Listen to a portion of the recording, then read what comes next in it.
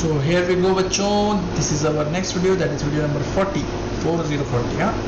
और unit number first हमारा चल रहा। लास्ट लेक्चर में मैंने आप लोगों को टेबुलर प्रेजेंटेशंस बताया था और वहाँ पर एक कॉन्सेप्ट था, वो था कॉस्ट ऑफ एक्विजिशन और कॉस्ट ऑफ इम्प्रूवमेंट। वो आज अपन क्लियर करके लेंगे कि क्या था वो आखिर। चलिए चलते हैं आगे। सो सबसे पहले है what is cost of acquisition. Cost of acquisition किसको बोलना? कॉस्ट ऑफ एक्विजिशन, जिसको लोग प्यार से COA ऐसा बोलते, means any capital expenses at the time of acquiring the capital asset under transfer.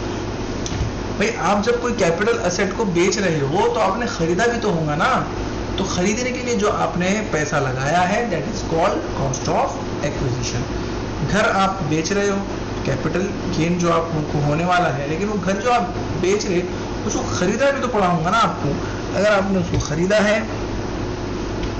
और खरीदने के लिए जो खर्चा आपने किया है एक्वायर करने के लिए उसको, that is called cost of acquisition.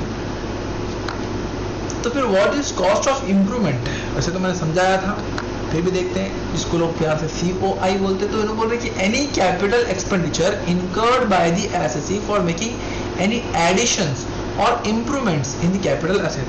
Capital asset को अच्छा, बेहतर, बड़ा बनाने के लिए आपने कोई खर्चा किया है तो उसको बोलेंगे कॉस्ट ऑफ इम्प्रूवमेंट। मगर एक बात थोड़ा तुम लोग जाके पिछले लेक्चर में देखो तो तुमको समझ में आएगा कि वहां पर कॉस्ट ऑफ एक्विजिशन या कॉस्ट ऑफ इम्प्रूवमेंट नहीं लिखा हुआ था, वहां पर लिखा हुआ था index cost of acquisition, indexed cost of improvement. तो ये जो इंडेक्स वाला वर्ड है वो क्या था वो अभी अपन समझ के लेंगे। So what is indexed cost of acquisition? क्योंकि हमको वहां पर जो चाहिए वो कॉस्ट ऑफ एक्विजिशन नहीं चाहिए, हम लोग को वहां पर जो चाहिए वो चाहिए इंडेक्स्ड कॉस्ट ऑफ एक्विजिशन। तो क्या होता है index cost of acquisition? Index cost of acquisition, जिसको लोग प्यार से ICA बोलते, is the actual cost of acquisition in the present market considering the inflation factor. अच्छा, and cost inflation index fixed by the government helps to calculate the inflated value of acquisition, that is index cost of acquisition। उसको index cost of acquisition बोलते। Therefore index cost of acquisition is the adjusted value of cost of acquisition considering the inflation। ऐसा है क्या? अभी समझ में आया बेटू क्या बोल रहा मालूम है क्या? कॉस्ट ऑफ एक्विजिशन तो समझ में आया कितने में खरीदे। इंडेक्स कॉस्ट ऑफ एक्विजिशन उन्होंने किसको बोल रहा? इंडेक्स कॉस्ट ऑफ एक्विजिशन आपको एक्चुअल वैल्यू निकाल के बताएगा असेट की, कि वो असेट आज कितने रुपयों का है। एग्जांपल देता हूं मैं, जिस घर में मैं बैठा हुआ हूं, ये घर पिताजी ने खरीदे, कुछ 6.5 लाख 7 लाख रुपए में, जब यहाँ पर ज़्यादा पॉपुलेशन नहीं थी उस ज़माने में, 6.5 लाख रुपए 7 लाख रुपए में कुछ खरीदे थे पिताजी ने हमारे। उसके बाद में इस पर कंस्ट्रक्शन हुआ, ये फ्लोर बनाए, इसके ऊपर का फ्लोर बनाए, फिर उसके ऊपर का फ्लोर बनाए, फिर उसके भी एक ऊपर का फ्लोर बनाया, ऐसे ऊपर 3 फ्लोर बनाए। एक्वायर जब किए थे तब ये सिर्फ जमीन थी और ये हमने खरीदे थे 6 लाख रुपए में, 6.5 लाख समथिंग अराउंड। चलो राउंड ऑफ करने के लिए 6 लाख पकड़ लो आप, 6 लाख में हमने इसको खरीदे थे। कब खरीदे थे? 2008 में। उसके बाद में हम लोगों ने उसके ऊपर एक छत बनाई, इसे 3 फ्लोर बनाए, और एक एस्टिमेट अपन अंदाजा एक ले लेंगे कि भाई 3 फ्लोर बनाने के लिए मान लो हमको लग गए हैं 25 लाख रुपए। तो 25 लाख रुपए ये 3 फ्लोर के, और हमने एक्वायर किए थे जमीन को 6 लाख रुपए में। तो improvement, cost of improvement plus cost of acquisition जोड़ लेंगे, 25 लाख और 6 लाख कितना हो गया? 31 लाख, 31 लाख। बात कब की है? बात है 2008 की। कब की बात है? 2008 की। तो 2008 में पिताजी ने ये घर बनाए और ये घर ले दे के 31 लाख में पिताजी को पड़ गया, एक्विजिशन और इम्प्रूवमेंट मिला करके। अब अगर आप ये घर को बेचें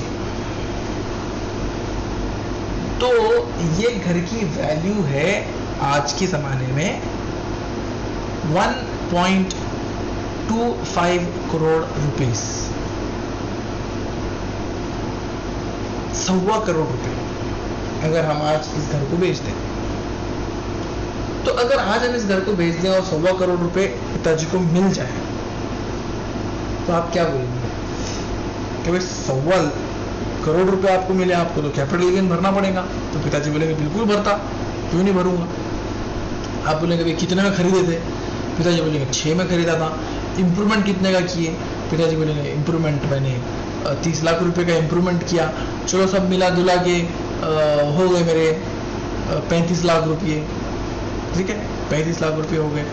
35 लाख रुपए में आपने एसेट कैपिटल एसेट तैयार कर दिए कब, 2008 में, और आज 2020 में आपने उसको बेच दिए। आपने 1.25 करोड़ रुपया इसके ऊपर से कमा लिए। इसका मतलब 90 लाख रुपया आपको इनकम हुआ, राइट। ऐसा बोलेंगे आप लोग। देखो ना, 1.25 करोड़ में अगर एक घर बिक जाए तो आप क्या बोलेंगे, सर ये सेलिंग कंसिडरेशन है, इसमें से हम लोग क्या करेंगे फिर कॉस्ट ऑफ एक्विजिशन और कॉस्ट ऑफ इंप्रूवमेंट लेस कर देंगे तो हमको इनकम मिल जाता। तो 1.25 करोड़ में से अगर आप 35 लाख माइनस कर देंगे तो आपको क्या मिलेगा, 90 लाख रुपए। तो आप पिताजी को बोलेंगे ठीक है फिर आप क्या करो, 90 लाख रुपए के ऊपर टैक्स पे करो। तो क्या ये बात सही होगी क्या? अगर आपको ऐसा बोला जाए तो आप क्या बोलेंगे, सही है भाई ठीक है 90 लाख में देना पड़ता आप टैक्स, ऐसा बोलेंगे क्या? नहीं बोलेंगे आप। क्यों नहीं बोलेंगे? पिताजी क्या बोलेंगे आपको? पिताजी बोलेंगे कि अजीत साहेब जब आबादी नहीं थी, कोई भी नहीं थे, यहाँ पॉपुलेशन नहीं थी, जब सस्ते में मिलता था, अब जगह के भाव क्या हो गए हैं, बढ़ गए हैं। इसकी वैल्यू इतनी नहीं है लेकिन डिमांड बढ़ गई है, जगह की वैल्यू बढ़ गई है। जगह की क्यों बढ़ गई? अरे महंगाई बढ़ गई है इसलिए जगह की वैल्यू बढ़ गई। और महंगाई का मतलब होता है इन्फ्लेशन। इन्फ्लेशन मतलब महंगाई, महंगाई को बोलते हैं इन्फ्लेशन। तो महंगाई का इसके अंदर रोल है, दूसरा कोई रोल नहीं है कि इसका रेट इतना ज्यादा बढ़ गया। अगर आपको मेरी इनकम निकालनी है तो मेरे तब के 6 लाख रुपए आज के कितने होते वो मालूम करो, मेरे तब के 30 लाख रुपए का इंप्रूवमेंट आज कितने रुपये का होगा वो मालूम करो।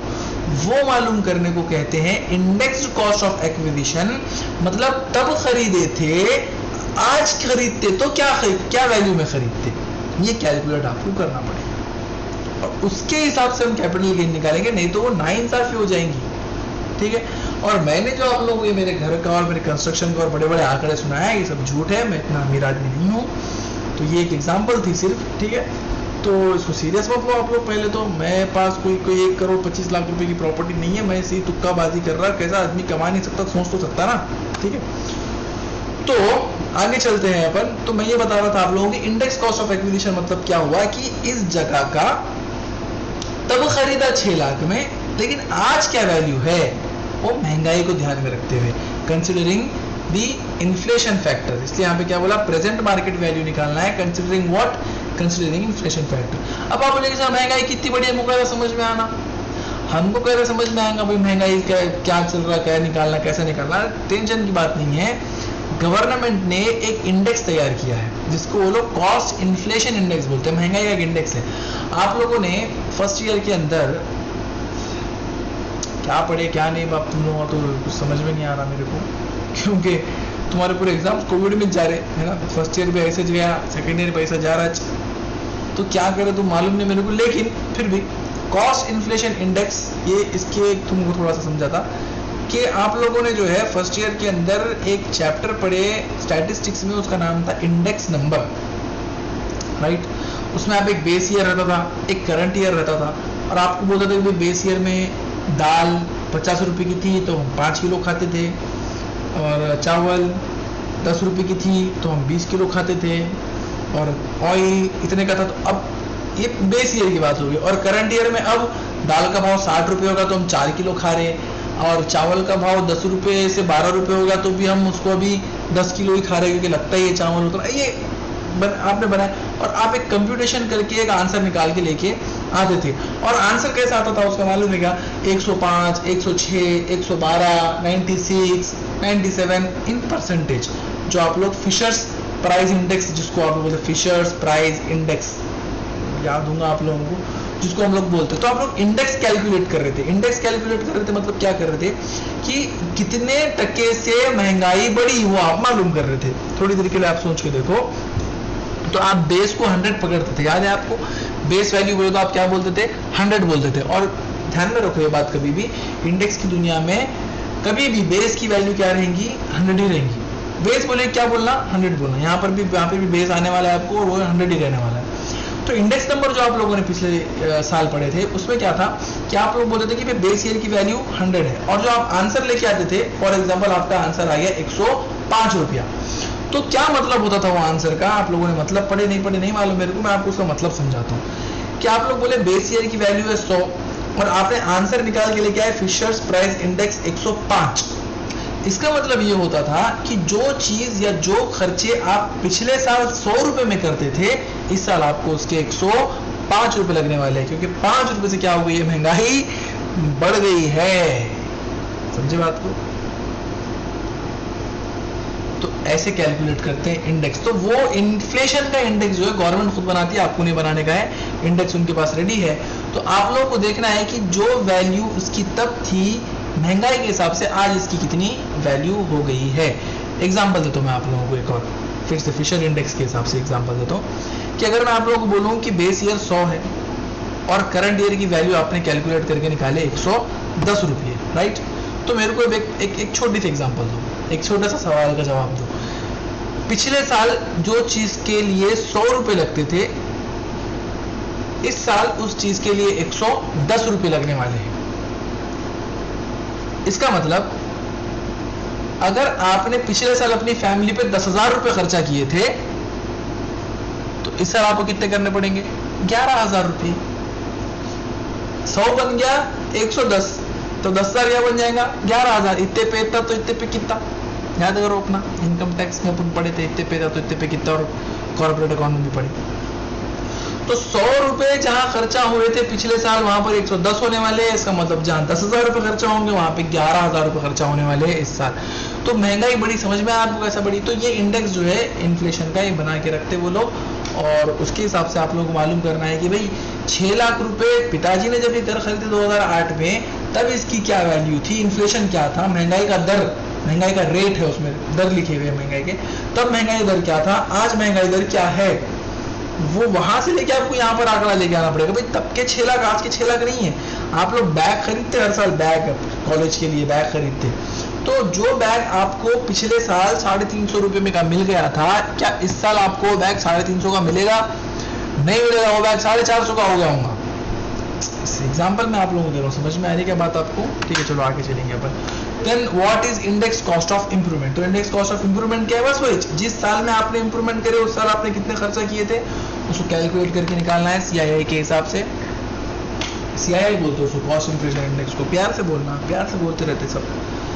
तो सीआईआई के हिसाब से वो निकालना। अभी समझ में आ गया होगा आप लोगों को। अगर नहीं समझ में आया तो प्रॉब्लम सॉल्व करते टाइम समझ में आ जाएगा। Okay, thanks for watching this video. This is my WhatsApp number. You can WhatsApp me if you have any queries. Okay, take care and don't go outside without mask. Okay, take care. Bye bye.